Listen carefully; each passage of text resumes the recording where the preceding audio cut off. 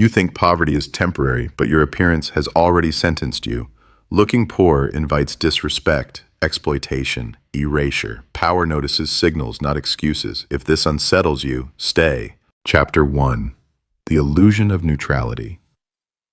You were taught that the world is neutral, that effort is seen, that intentions matter, that poverty is temporary and invisible. That belief is the first lie. The world does not meet you as an individual, it meets you as a signal. Before you speak, before you explain, before you try, your appearance has already been processed, ranked, and filed. Humans are pattern recognition machines. They do not wait for context. They do not care about your story. They scan for cues of value, threat, and utility. Then they decide how much respect you deserve. Looking poor is not about money. It is about perceived leverage. When you look poor, people assume you need something. And the moment need is detected, the power dynamic collapses against you. Employers listen less. Authorities press harder. Strangers interrupt you. Your time becomes flexible, meaning expendable. You are not argued with. You are managed. This is not cruelty. This is efficiency. Systems are built to extract value with minimal resistance. When you appear low status, the system treats you as frictionless, easy to ignore, easy to replace, easy to exploit. You are not punished, you are simply deprioritized. Which is worse. You may believe fairness exists somewhere above this layer. It doesn't. Fairness is a story told to keep the compliant calm, while signals do the real work. The world does not reward effort. It rewards alignment with power, and power begins with perception. Machiavelli understood this instinctively. He wrote for rulers, not for the hopeful. He knew that appearing weak invites pressure and appearing needy invites control. Neutrality is a fantasy sold to those without options. Once you see this, you cannot unsee it. Every interaction becomes clearer. Every dismissal makes sense. The problem was never your potential. It was the signal you were broadcasting without knowing it. Chapter 2. The Status Filter. Every social system runs on an unspoken filter. Before logic, before morality, before merit, status is processed first. This is the mechanism you were never told about. Human beings do not evaluate truth directly. They evaluate who is speaking, from where, and with what perceived backing. The brain evolved for survival, not fairness. It asks primitive questions. Is this person dangerous, useful, replaceable, above me or beneath me?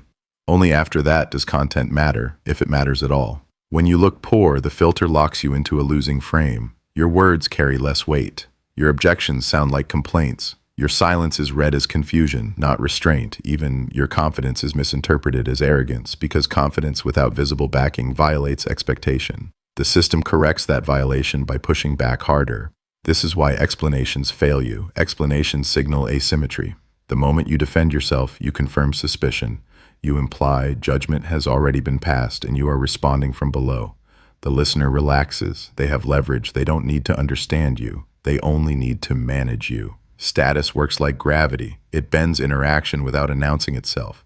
Two people can say the same sentence. One is called assertive. The other is called difficult. The difference is not intelligence. It is positioning. Machiavelli warned that men judge more by the eye than by the hand. Appearance precedes essence, not because people are evil, but because perception is faster than thought. The world does not wait for you to prove yourself. It places you where it thinks you belong and adjusts resistance accordingly. Once you understand the filter, your confusion ends. You stop asking why effort isn't enough. You stop mistaking politeness for protection. You begin to see the mechanism at work everywhere, quietly, constantly, without mercy. Chapter 3. The Cast of the Hierarchy. Once the filter is in place, behavior becomes predictable, not moral, predictable. Every system produces the same characters, different names, same functions. There are pawns. They comply instinctively. They explain themselves. They overshare. They hope fairness will rescue them. Pawns believe visibility equals value. It doesn't. It marks them. There are performers. They mimic power without holding it. They adopt language, posture, opinions. They chase validation disguised as virtue. They think being liked is influence. It is not. It is permission to be ignored later. There are predators. They understand the filter but misuse it. They intimidate. They posture. They create noise. Predators rely on pressure because they lack patience. They burn bridges fast and call it dominance. It isn't. It's exposure. Then there are sovereigns. Rare, quiet, economical. Sovereigns do not rush to be understood. They do not correct misinterpretations. They let others misjudge them, because misjudgment creates advantage. While performers speak, sovereigns watch. While pawns react, sovereigns position. The sovereign understands one rule: power reveals itself after silence, not during explanation. When accused, the pawn defends. When challenged, the performer argues. When tested, the predator escalates. The sovereign pauses. That pause destabilizes the hierarchy. It forces the other person to fill the vacuum. People reveal themselves when the script breaks. The sovereign never breaks first. This is why most men never rise. Not because they lack intelligence, because they cannot tolerate being misunderstood. They rush to restore comfort, they chase clarity, they explain, and in doing so, they choose a role they can never escape. Once you see the cast, you can no longer unsee it. Every room becomes legible, every interaction exposes allegiance. The question is no longer who is right, it is who is positioned to decide. Chapter 4. The threat is structural. This isn't personal, that's what makes it lethal. The hierarchy doesn't punish you because it hates you. It punishes you because it doesn't see you. History repeats this pattern with mechanical precision. Empires, corporations, courts, families. The same rule applies. Visibility without leverage invites control. Those who explain themselves signal dependence on approval. Systems feed on that signal. Machiavelli understood this centuries ago. Power is not offended by morality. It is not impressed by effort. It responds only to incentives, pressure, and absence. The moment you defend yourself, you confirm that the other side has authority to judge you. You step into their frame. You accept their court. And courts are designed for one thing: conviction. Human nature accelerates this process. People are drawn to confidence, not truth, to certainty, not nuance. When you speak too much, you appear uncertain. When you justify, you appear guilty. The crowd doesn't ask whether the accusation is fair. It asks whether you look weak handling it. That is the threat, not that someone might attack you, but that the structure rewards those attacks. Social systems favor momentum. Once a narrative starts, it seeks confirmation, not correction. Defending yourself does not stop it, it feeds it. Each word becomes material. Each explanation becomes evidence. Silence, on the other hand, starves the machine. This is why reputations collapse faster than they're built, why mobs feel righteous, why institutions never apologize unless forced. They understand the cost of admission. Most men lose here because they still believe clarity saves them, that if they explain well enough, fairness will reassert itself. It won't. Fairness is not a function of truth. It is a function of power, and power never explains itself. It waits. Chapter 5. Strategic withdrawal is not retreat. Power does not rush to correct misunderstandings. That impulse belongs to the weak. At this stage, the shift is behavioral but not visible. You stop reacting, you stop clarifying, you stop volunteering context to people who never asked in good faith.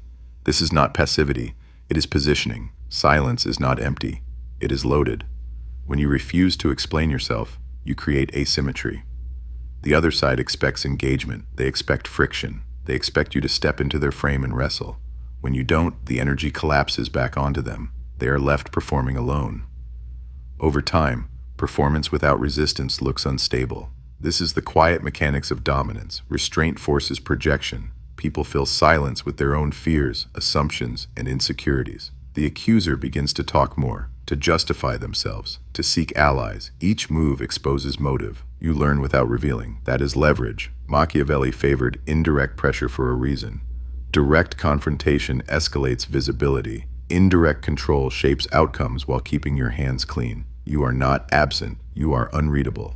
Most fail here because they crave resolution. They want the tension gone. They want to be understood. But resolution favors whoever controls the frame. And understanding is irrelevant if it costs you position. Strategic withdrawal is choosing the terrain. You deny access to your emotional bandwidth. You conserve words. You let time do the work. Time exposes inconsistencies. Time exhausts aggression. Time reorders attention. The strongest signal you can send is not confidence. It is indifference. Selective, disciplined, intentional. Not everyone deserves your response. Not every accusation deserves oxygen. When you stop feeding the system, it reallocates attention elsewhere. That is how wars end without battles. This isn't about winning arguments, it's about surviving environments. Chapter 6. Identity, death, and replacement power does not arrive as an upgrade. It arrives as a funeral. What must die here is not your behavior. It is your self-image, the version of you that needed to be understood. the version that believed fairness mattered, the version that confused being good with being safe. That identity is incompatible with power. As long as you see yourself as someone who deserves clarity, recognition, or moral credit, you will leak leverage. You will explain when you should observe. You will justify when you should disappear. You will react when you should let the structure collapse on its own. This chapter is not about becoming cruel. It is about becoming unhooked. The old identity was relational. It depended on feedback, approval, reaction, resistance. It existed only because others acknowledged it. That makes it fragile. Anything that can be threatened externally is not sovereign, so it must be removed. In its place, something colder forms. Not louder, not aggressive, quieter, heavier. The new identity does not seek to be seen. It seeks to remain positioned. It does not rush to defend reputation because reputation is a surface phenomenon. What matters is trajectory, access, optionality. You stop thinking in moments and start thinking in outcomes. This shift feels empty at first. There is a silence where validation used to live. Most people panic here. They mistake the absence of emotional noise for loss. They run back to the old self. They re-engage. They explain. They plead relevance. That is where most people fail. If you stay still long enough, something stabilizes, a center that does not move when challenged, a self that does not negotiate with pressure. You no longer feel pulled into other people's frames because you are no longer trying to be perceived correctly inside them. This is identity replacement, not improvement. The new identity understands one thing clearly. You are not here to be interpreted. You are here to endure, select, and outlast. When attacked, you don't flinch. When misjudged, you don't correct. When excluded, you don't chase. You become expensive to engage with because engagement yields nothing. This is not detachment as philosophy. This is detachment as survival strategy. The man who no longer needs to be seen cannot be cornered. The man who no longer needs approval cannot be controlled. This sounds cold. It is. Chapter 7. Final warning and initiation. This is where most people leave, not because they disagree, but because they recognize themselves and retreat. Up to this point, everything you've heard can still be treated as theory, an aesthetic, an interesting perspective you can discuss, quote, or critique. That illusion ends here.